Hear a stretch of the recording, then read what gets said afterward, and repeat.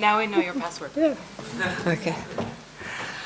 It is indeed an honor to open this event on behalf of the Center for Media Studies at the Stockholm School in Riga. And I invite you to follow the rest of our events on the sscriga.edu website. We have a calendar set up for the Media Center, so you can see what our next events are like. But let's get straight to the point. It's indeed, I'm very happy to first introduce Galina Timchenko, who is not just the chief editor, but also the owner of Medusa Project in Latvia. And the more I get to know her, the more respect I have for her. So please, and she will introduce Michael. Let's give her a round of applause.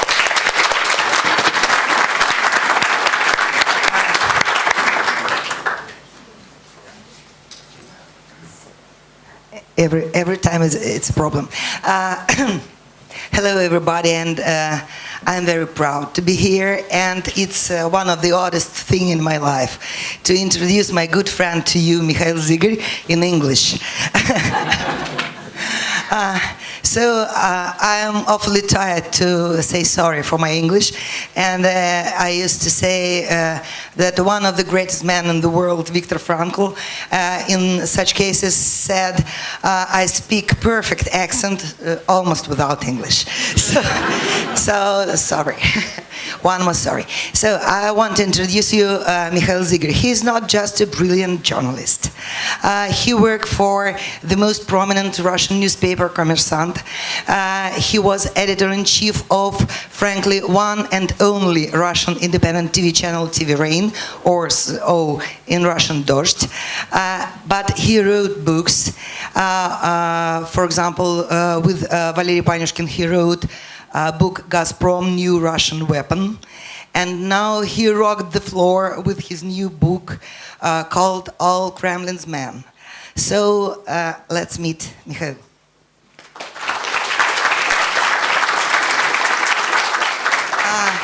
Mikhail prepared a presentation, and then I'll ask him a very few questions, and then I'll give floor to you. Thank you, Galina. Do you hear me well, I think, yeah? My microphone works correctly. Actually, as the title of my presentation, it's weird because all the presentation is in Russian, because the book is in Russian. But still, I'll have some comments in English.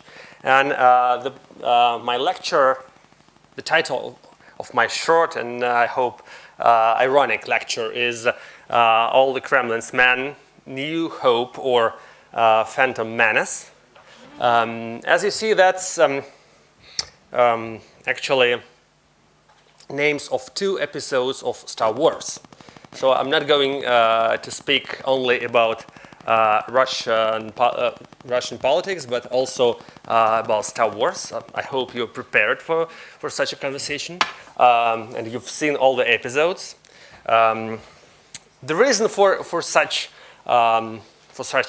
topic is that usually Russian politics is perceived rather with great amount of stereotypes, and for many people, it seems like Russian politics is very clear, and it's all like in Star Wars. There is good and evil, and there is eternal struggle between good and evil, and it seems like the dark side of the force is always trying to conquer the world and to establish a galactic empire.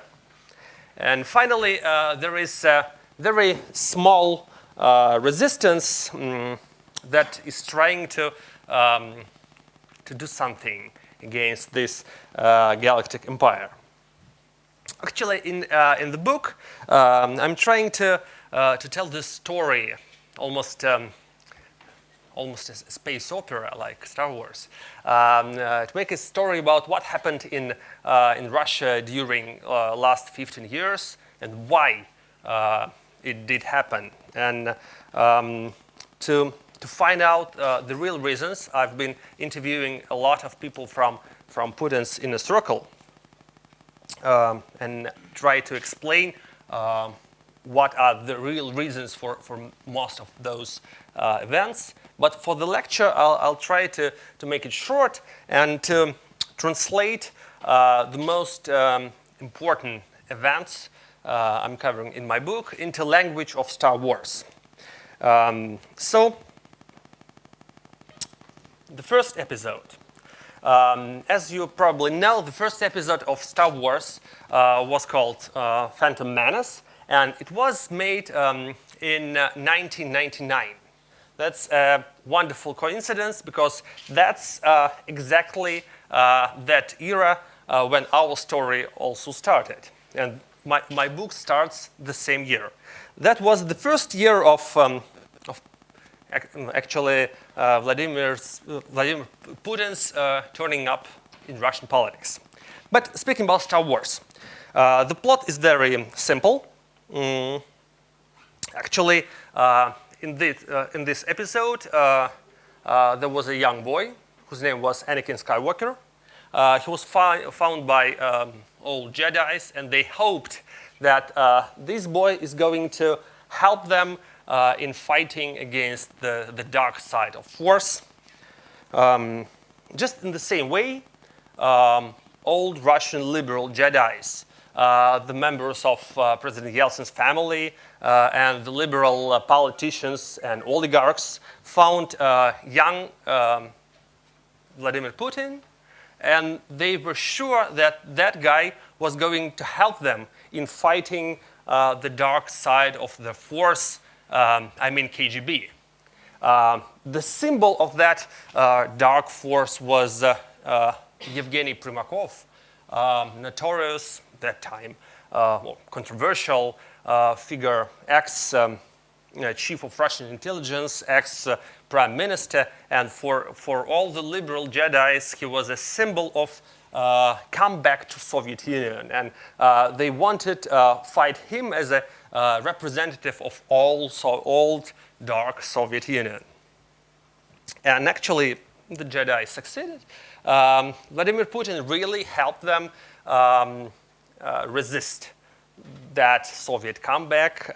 He crushed Yevgeny Primakov, and Primakov even didn't dare to stand for presidential elections. What happened next? The second episode was called Attack of the Clones. What happened in that episode? There was a member of Galactic Senate. His name was Palpatine, and he started seducing young Anakin Skywalker in the center of the picture. Does not resemble Vladimir Putin at all, but still, that evil senator started seducing young Jedi by telling him that he's the most strong and he's the only strong Jedi. He's much more wise and much more important than all other Jedis, and he must take power. And finally, he succeeded, and he persuaded Anakin Skywalker to move to the dark side of the Force. What really happened with Vladimir Putin? Actually, as many of his friends claim, in the beginning, he was not to stay in power for ages or forever.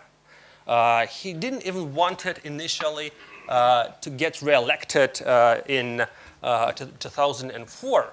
He was really in the beginning really annoyed with his new job and wanted to quit as soon as possible. But probably, at least, he was persuaded by his inner circle, his close friends, his Siloviki aides, and they play the role of collective Palpatine. They persuaded him that he's the only one, and he cannot leave and cannot leave the country. He cannot leave them, and he's the only strong guy to to keep the country safe. Actually, many people claim that probably Nordost was one of the first breaking points. After that, Putin realized that he cannot leave and he must run for the second term. And finally, our main character moved to the dark side of the force. And after Yuka's case, after resignation of the government of Kasyanov and resignation of chief of presidential staff Alexander Voloshin, our Anakin Skywalker became evil Darth Vader. There is no doubt in that. But was it really effective? Does it really resemble of the Star Wars? Let's imagine the next episode of our real history, but in Star Wars terminology. Darth Vader, the commander-in-chief of Galactic Empire, sends his stormtroopers to some distant planet to keep order there and to be sure that the presidential election on that planet is organized successfully. But what happens next? The stormtroopers come there, but instead of doing anything, they just chill out, start drinking, having rest. They did not fulfill their mission. They fail it, absolutely. And the Orange Revolution in Ukraine happens. And then they come back to the commander-in-chief and explain them that that's not their fault. You know, there was even greater force than them that intervened.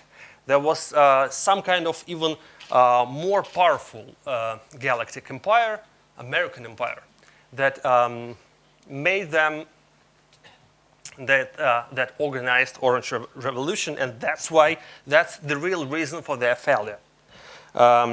It does not look like the real Star Wars at all, really. What happens next? Unexpectedly, our Darth Vader decides to step down and to have a rest and to become a young Anakin Skywalker again. But instead of himself, he leaves his loyal android, C-3PO, as the next president. Commander-in-chief of Galactic Empire, I mean. Even more, before it, he was trying to choose between C-3PO and R2-D2, but found out that R2-D2 is more brutal and more self-confident. So he chose C-3PO as his successor for 4 years or something. I think that's not a plot of real Star Wars. That's a plot of some very strange, very ironic space opera like Russian politics. But still, it's very important to point out that there is one very crucial common thing between Star Wars and Russian politics. That's the source of the information of all the main characters and the source of their knowledge. From where do all the main characters of Star Wars Jedis draw their information? That's from their intuition. They try to feel the force. That's just the fact about Russian politicians. They, especially Russian leaders, the main source of their information is their internal knowledge. They do not rely on their eyes or their ears. They try to feel the force. They know beforehand that there might be a mighty American plot against Russia. They know well before that there is a huge threat against President Putin and all of them. And they do their best to fight these mysterious enemies. So they actually are obsessed with this. Somebody calls that imaginary war, but they really believe that this war is going on. Sometimes this irrational nature of the knowledge becomes wide known. Let's say last year we all found out that FSB had hired real mediums. And the aim of those mediums was to read the minds of American politicians. And for instance, they managed to read the mind of Madeleine Albright, Secretary of State of the United States, and that's how they learned that she was usually thinking that it's unfair that Siberia belongs to Russia, and the United States have to do something with it. That's the fact many times quoted by Nikolai Patrushev, head of FSB, and even President Putin. He really quoted Madeleine Albright as saying that. But finally, we know that she has never said that. She only thought about that. According to FSB mediums, I'm not joking, that's according Russian mainstream media, Российская газета, for instance. Then, what happened next in our space opera Star Wars? After the first 3 episodes, the next 3 are very old ones. Those 3 episodes were made in back 70s. And that's exactly what happened in Russia.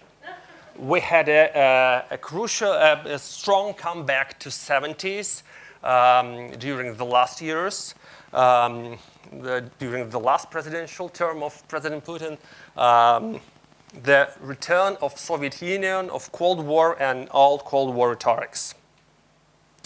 But one very important thing is that during the last episodes of Russian politics, Vladimir Putin came to the conclusion that he's the only and the last remaining Jedi in the world. Now he's Luke Skywalker, the main character of the last episodes, and he's the only one to face galactic American empire. He's the last man standing. And his mission is to fight this mighty American empire. Many years ago, in 2007, in one of his interviews, he joked that he has no one to talk to after the death of Mahatma Gandhi. That time, that was a joke. Now he really believes that that's true. Last year, when he celebrated his birthday, that was 63 years of Vladimir Putin, he has got a birthday present from Russian Foreign Minister Sergei Lavrov, and that was a sculpture of Mahatma Gandhi. So Putin had anybody to talk to. Now he's got bronze Mahatma as a partner. So I think I'll stop my ironic introduction, my ironic lecture, and we'll keep on talking about some more serious things. But let me sum up with the 3 most important things that prove us that Russian politics. That's the last slide of current Vladimir Putin as the last Jedi in the world. So to sum up, I'd like to tell you that there are 3 most important points why Russian politics is not a Star Wars movie. First, in Star Wars, it's very clear that there is good and evil, and there is eternal fight between them. In Russian politics, there is evil, there is no good. For the second thing I'd like to underline is that in Russia there is no plan to establish any kind of galactic empire. Everyone is pretty sure that they are resistance and they are fighting against any mysterious galactic empire. And the last one, the third, there is no unity in Russia. That's only in Star Wars. All the stormtroopers look the same and they act all together. But in Russia, all the Kremlin's men are really very different guys. And they, all of them have their own interests. Sometimes they hate each other. There are no any towers of Kremlin who act cooperative altogether. Many different people with many different interests, and one day they'll fight each other as well. So thank you.